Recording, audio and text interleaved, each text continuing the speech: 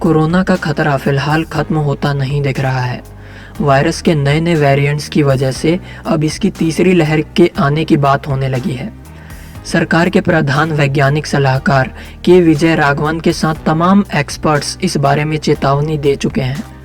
इसके बाद लोगों के मन में कई तरह के सवाल उठ रहे हैं, जैसे ये पहली और दूसरी लहर से कैसे अलग होगी, देश में ये कब दस्तक देगी। ऐसे में सबसे ज़रूरी इन नए वेरिएंट्स की पहचान करना होगा। दुनिया भर के साइंटिस्ट वायरस के इन अलग अलग वेरिएंट्स का मुकाबला करने की तैयारी कर रहे हैं। कोरोना की तीसरी लहर से बच्चों को ज़्यादा खतरा हो सकता है। इसकी वजह यह है कि जब तक देश में तीसरी लहर दस्तक दे, तब तक ज़्यादातर वयस्कों को कोरोना का कम से कम एक टीका लगना बहुत ज़रूरी है। ये केंद्र और राज्य सरकारों के लिए मजबूत रणनीति बनाने का समय आ चुका है। अक्टूबर और दिसंबर के बीच उन्हें स्थितियों को संभालने के लिए अभी से तैयारी करनी होगी। तीसरी लहर के बारे में एक्सपर्ट बता रहे हैं कि वो आने वाली है। एक्सपर्ट कह रहे हैं कि तीसरी लहर बच्चों को प्रभावित करेगी। अगर बच्चे अस्पताल जाएंगे तो फिर उनके पेरेंट्स को भी उनके साथ जाना होगा। इसी कारण वैक्सीनेशन इस ग्रुप के लोगों को जल्द दिया जाना चाहिए और वैक्सीनेशन समय पर पूरा किया जाए। इसके लिए साइंटिफिक तरीका अपनाया जाना चाहिए और इसका इंतजाम किया जाए। अगर हम अभी तैयारी करेंगे तो हम आने वाली स्थिति से निपट पाएंगे। सुप्रीम कोर्ट ने इस पर पूछा है कि तीसरी लहर को लेकर क्या तैयारी है। कोरोना महामारी के बीच वायरस की तीसरी लहर को लेकर वैज्ञानिकों ने चिंता जताई है। कहा जा रहा है कि कोरोना की तीसरी लहर में बच्चे भी इस बीमारी से संक्रमित होंगे। इसे लेकर सुप्रीम कोर्ट ने भी चिंता जताई और केंद्र सरकार से पूछा कि इसकी तीसरी लहर को लेकर आपने क्या तैयारियां की हैं। इस लहर में जब बच्चे कोरोना से संक्रमित होंगे तो माँ बाप क्या करेंगे, इसे लेकर आपने क्या तैयारी की है। बच्चों के टीकाकरण के लिए भी तैयारी करी जानी चाहिए। टीकाकरण अभियान में अब बच्चों के लिए भी सोचना होगा। सुप्रीम कोर्ट ने केंद्र से कहा है कि देश भर में ऑक्सीजन सप्लाई पर ध्यान देना चाहिए। साथ ही कहा कि ऑक्सीजन का ऑडिट करवाने और इसके अलॉटमेंट के तरीके पर फिर से विचार करने की ज़रूरत है। कोर्ट ने पूछा है कि आज क्या होगा, आपको ऑक्सीजन सप्लाई बढ़ानी चाहिए। दिल्ली को जैसे 700 मीट्रिक टन ऑक्सीजन देने की ज़रूरत है तो उन्हें देनी ही चाहिए।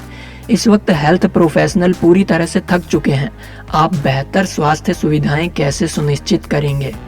कोर्ट ने चिंता जताते हुए कहा है कि हमें पूरे देश के लिए सोचना है। आज अगर हम तैयारी करेंगे तो कोविड का तीसरा फेज आने पर बेहतर तरीके से निपट सकेंगे। हमें इलेक्ट्रॉनिक आईसीयू पर भी विचार करना चाहिए। लाखों की संख्या में डॉक्टर और नर्स घर पर खाली भी बैठे हैं। हमें कोरोना की आने वाली लहर के बारे में सोचकर चलना चाहिए। अगर आप पॉलिसी बनाते वक्त गलती करेंगे तो इसके लिए आप ही जिम्मेदार ठहराए जाएंगे। राघवन ने कहा है कि अगर सावधानी बरती जाए तो हम महामारी कोरोना वायरस की तीसरी लहर को आने से रोक सकते हैं। उन्होंने कहा है कि अगर सभी सावधानी बरतें और गाइडलाइंस को फॉलो करें तो शायद कुछ ही जगहों पर कोरोना की तीसरी लहर आएगी या फिर कभी आएगी ही नहीं।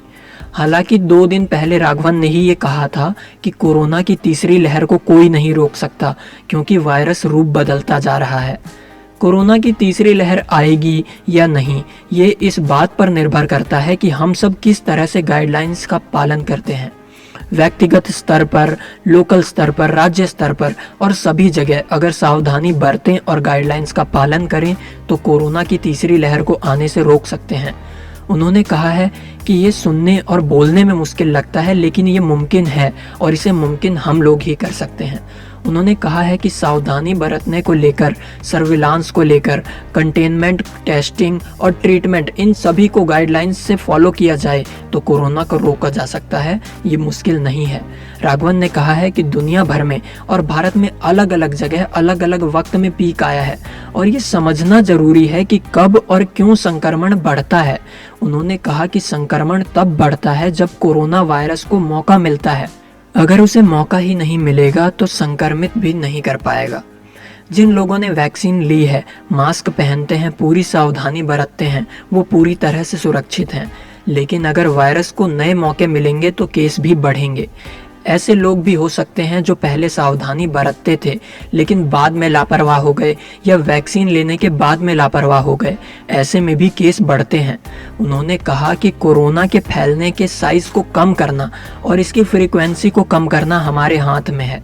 उन्होंने कहा कि ऐसे लोग जो संक्रमित हैं पर बिना लक्षण के हैं, वे दूसरों को संक्रमित कर सकते हैं, इसलिए ज़्यादा से ज़्यादा सावधानी बरतने की ज़रूरत है।